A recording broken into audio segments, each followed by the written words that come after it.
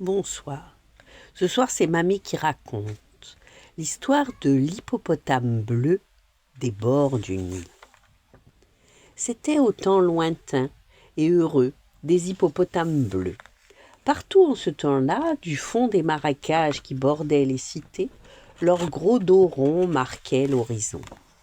En bons maîtres du fleuve qu'ils étaient, ces pachydermes se prélassaient avec délice dans les eaux tranquilles du Nil. Autour d'eux, des fleurs poussaient, et au fil du temps, leur feuillage avait gravé son empreinte sur leur peau qui brillait au soleil. Les poissons les frôlaient, les papillons s'y posaient, et les oiseaux picoraient sans crainte ces étranges rochers bleus. Un jour, le plus jeune d'entre eux, qu'on nommait Petit Noun, devint l'ami d'Antef, un grand vieillard aux cheveux blancs. Chaque soir, côte à côte, ils admiraient le soleil couchant. Le soleil meurt chaque jour pour renaître chaque matin, disait le vieil homme. Moi aussi, bientôt, je me coucherai comme lui. Commencerait alors pour moi un bien long voyage. Quand Antef partit pour ce royaume inconnu et qu'on le coucha dessous la terre, le petit hippopotame s'allongea près de lui et tomba dans un profond sommeil. Le temps passa, des jours, des mois, des siècles. L'oubli semblait les avoir ensevelis pour de bon, lorsqu'un beau matin, dans les premières lueurs du jour, des pelles se mirent à creuser la terre, puis des mains commencèrent à fouiller doucement. Elles en sortirent un à un une foule d'objets plus précieux les uns que les autres. Réveillé en sursaut, Petit Noun fila se cacher sous une pierre. C'est là seulement qu'il remarqua sa taille. Au lieu d'avoir grandi au fil des ans, il était devenu petit, tout petit. À la première occasion, Petit Noun se glissa à l'air libre. Dehors, plus rien ne ressemblait au pays d'autrefois. La cité s'était comme volatilisée, et dans le fleuve, les monts bleus avaient disparu. Où étaient ses frères, ses amis, ses parents ?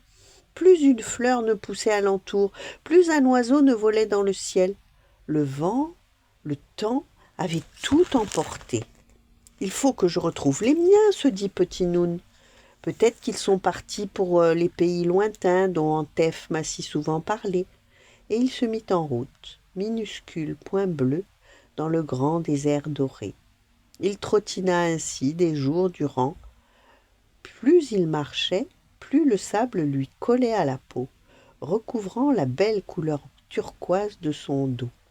Bientôt, il se mit à briller comme autant de petits soleils. Peu à peu, sous ses pattes, la terre argileuse finit par remplacer le sable chaud du désert. Ça et là, des maisons bordaient la route. Au premier coup de vent, Petit Noun prit des allures de soleil couchant. Au loin, une forêt apparut. Petit Noun la traversa de bout en bout. Il se roula dans les feuilles dont il se régala, et il en ressortit, vert prairie. Un jour enfin, à l'autre bout du temps, Petit Noun aperçut de hautes silhouettes à l'horizon. Un épais brouillard flottait dans l'air lourd de poussière et de fumée. Épuisé, Petit Noun se coucha et s'endormit. Lorsqu'il se réveilla, il était gris-souris. Petit Noun soupira.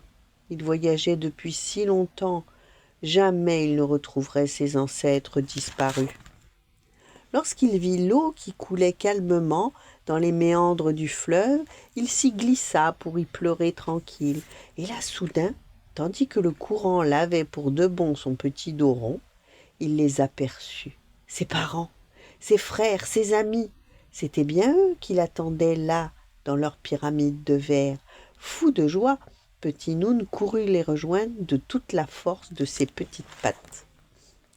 Depuis, il dort près d'eux dans la longue nuit du temps, tandis qu'un peu partout sur terre, tous les hippopotames se baignent inlassablement, dans l'espoir de retrouver un jour leur dos turquoise d'antan.